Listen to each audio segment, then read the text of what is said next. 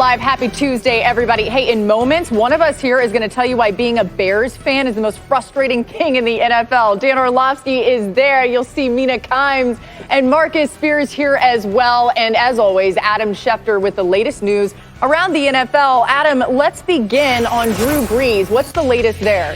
Laura, headquarters reported today Drew Brees is having his scans sent to doctors to get a second opinion to determine how long he might miss and whether or not the Saints would then be wise to place him on injury reserve, which would knock him out for 3 weeks. But their question remains as to how much time he'll miss. We just do know that he'll miss time. Teddy Bridgewater, meanwhile, we should find out whether he'll be able to practice tomorrow. If he can't go due to the knee injury that he suffered this weekend against Tampa Bay, that would mean that P.J. Walker would start. P.J. Walker is somebody that Matt Rule knows well and obviously could have a chance if Bridgewater can't play this weekend. Cowboys quarterback Andy Dalton has returned to practice, was a full participant on Monday, and he is on track to play Sunday in Minnesota. He's passed the concussion. He is off the reserve COVID-19 list. And basically those two things are preventing him from play. And Drew Lock, the Broncos quarterback, also is dealing with a rib injury. It's not as extensive or as severe as Drew Brees, but the Broncos don't know whether or not they will have him this Sunday. All right, Adam with us all show long, and continuing with the quarterback injury theme, you see on the right-hand side in our studio, Nick Foles on the cart. To Monday Night Football we go, Dan Orlovsky, with the Vikings and the Bears. And how would Nick Foles fare? But early on, Kirk Cousins doing well to Adam Thielen for the touchdown. This is a great throw, but watch Thielen. Watch the spin of the ball and the pin of the ball to the chest. Touchdown, Minnesota. That was sick. Vikings take the 7-0 lead, 7-6 to start the second half. Cordarrelle Patterson about to change that right here. Yeah, you almost, if you're the Bears, you almost just want to see if teams will be willing to kick the ball off to you as many times as you can in a game, because this is their best chance of scoring. Patterson, who's become one of the best kick returners in the history of the NFL, chucks up the deuces, gets Chicago in the end zone. Yeah, he's tied for the most kickoff returns in NFL history. Fourth quarter, the game's tied at 13. Another connection for Cousins and Thielen. Just a beautiful route. Thielen starts inside, seams down outside, wins on his route, breaks away, touchdown.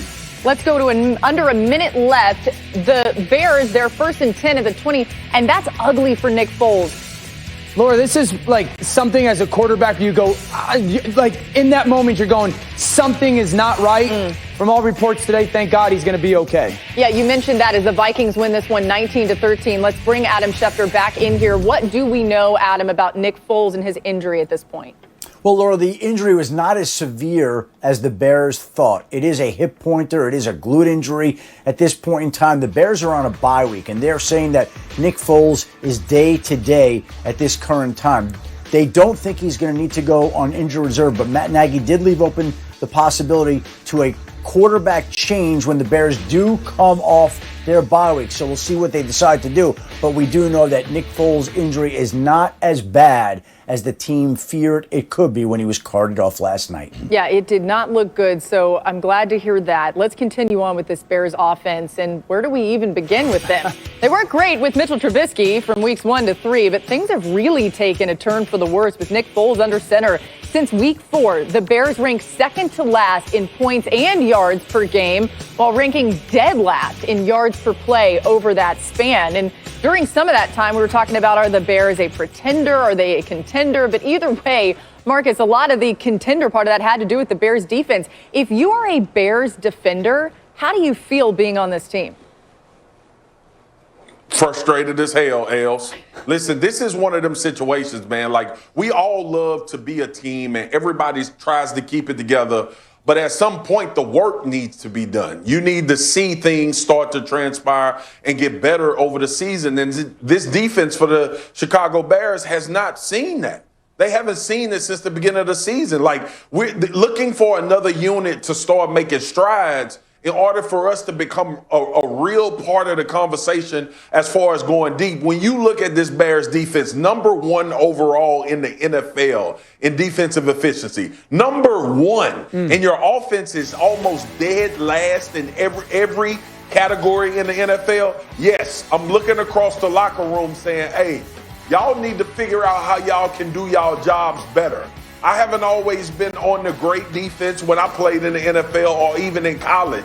But I respected the fact that at certain times, offensive players would look over and be like, yo, can y'all do something? Can y'all help us do anything to win a game and to continue trying to become a better team? So, yeah, I could imagine the frustration mounting, especially when you play at such a high level like the Chicago Bears do. Defensively, that is. Watching the Bears offense last night, I was thinking, and I had a lot of time to think because there wasn't much happening on the field. Who has it worse right now? The defense definitely has a case, Marcus, you're right, to be frustrated. I'd say Allen Robinson also has a case, running all those routes and not getting good passes.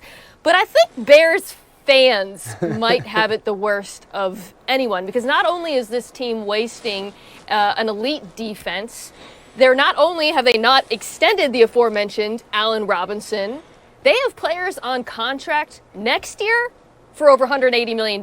So it's not getting better. And one of those players is, of course, Nick Foles, the quarterback, which is why, to me, we can point fingers at players on the offense, at the execution, at the coaches. But ultimately, the blame, I think, goes to the man you just saw, Ryan Pace, the GM of the Bears, because he is the architect of this tower of sadness. And when it does come crumbling down this season, ultimately, it's going to be because of the roster he built. Yeah, Dan, the one thing is, though, that the Vikings did win this game. Yeah, right. Can we talk about that a little bit? They've won 3 straight. We're going to. And they're now just a game under 500. Now, early on, people were talking about their disappointment. People were talking about Mike Zimmer and his job. Are they a playoff team? Yeah, they're trending to be one. And just so everyone knows, Marcus and I did pick the Vikings to win this game as well. All right, okay. Yeah, the girls lost. We lost. So they're trending to be one. It's really like a tale of 2 months for the Vikings so far. Like, if you go back to the first month of the season when they were terrible, Kirk Cousins had 8 turnovers. And then the last month, Kirk Cousins has 1 turnover. And even that one was that drop last night. They lost 3 games by 11 total points within that first month. And so if you look at their next 3 games, Cowboys, Panthers, Jags, you're going, okay, more than likely continue to play good football. You're going to win them.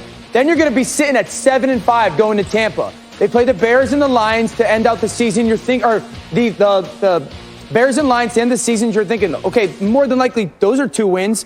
Think about it. Like, if they steal one from Tampa or New Orleans, this is a 10-win football team. And it's fascinating because a month ago, there's conversation of, are we going to fire Mike Zimmer? 2 weeks ago, they curb stomped the Green Bay Packers. And now Kirk Cousins is playing very Kirk Cousins style of football. Their offensive line is playing well. Dalvin Cook is hot. The receivers are making plays. And the secondary has come along. They look like a playoff team right now. Ah, man. Well, listen, if they are to make the playoffs, they're looking to do it in consecutive seasons for the first time since 2009. That was a long time ago. All right, we're just getting started on NFL Live, and still to come after shutting down Russell Wilson and Seattle's offense. Can the Rams defense lead the team to a division title? We discuss that next. Plus, later on, we'll catch up with reigning Super